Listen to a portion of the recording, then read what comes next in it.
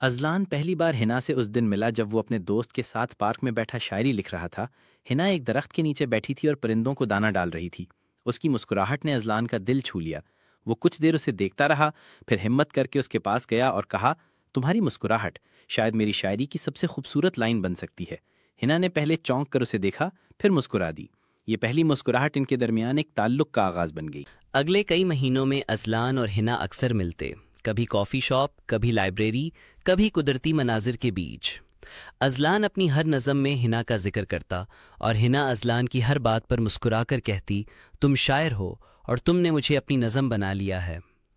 ایک دن بارش میں بھیگتے ہوئے ازلان نے ہنا کا ہاتھ پکڑا اور کہا، ہنا، اگر زندگی ایک نظم ہو تو تم میرا ہر مصرع ہو، کیا تم میری نظم بننا چاہو گی؟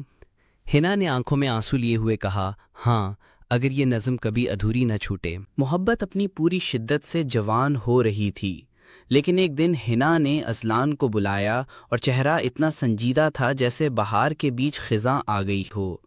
وہ بولی، ازلان، مجھے ایک بیماری ہے، خون کا کینسر، آخری سٹیج پر ہوں۔ ازلان کو لگا جیسے کسی نے اس کی دنیا روک دی ہو۔ اس نے ہنا کے ہاتھ پکڑے اور کہا، محبت جسم کی قید سے آزاد ہوتی ہے ہنا، اگر تمہارے دن گنے جا چکے ہیں تو میں ہر دن کو زندگی بنا دوں گا۔ ہنا رو دی اور ازلان نے اسے اپنی باہوں میں سمیٹ لیا۔ ہنا کے علاج کے دن تھے۔ ازلان ہر دن اسپتال آتا، نئی نظمیں سناتا، پھول لاتا اور مسکراہٹیں۔ ہنا کمزور ہو رہی تھی لیکن ازلان کی محبت سے زندہ رہتی۔ ایک دن جب ہنا بہت خاموش تھی، ازلان نے کہا، آؤ ایک آخری نظم سنو۔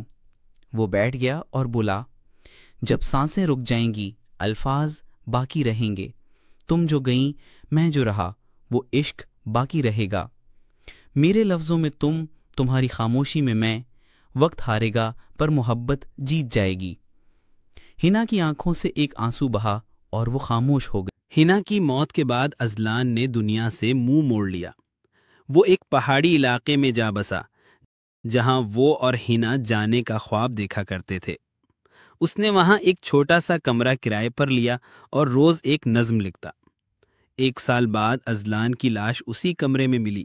اس کے ہاتھ میں ہنا کی تصویر تھی اور آخری نظم کچھ یوں تھی، وہ چلی گئی میں بھی چلا، محبت کا قرض دونوں نے چکایا، زندگی کی گلی خالی رہی پر عشق ہمیشہ کے لیے ہمارا رہا۔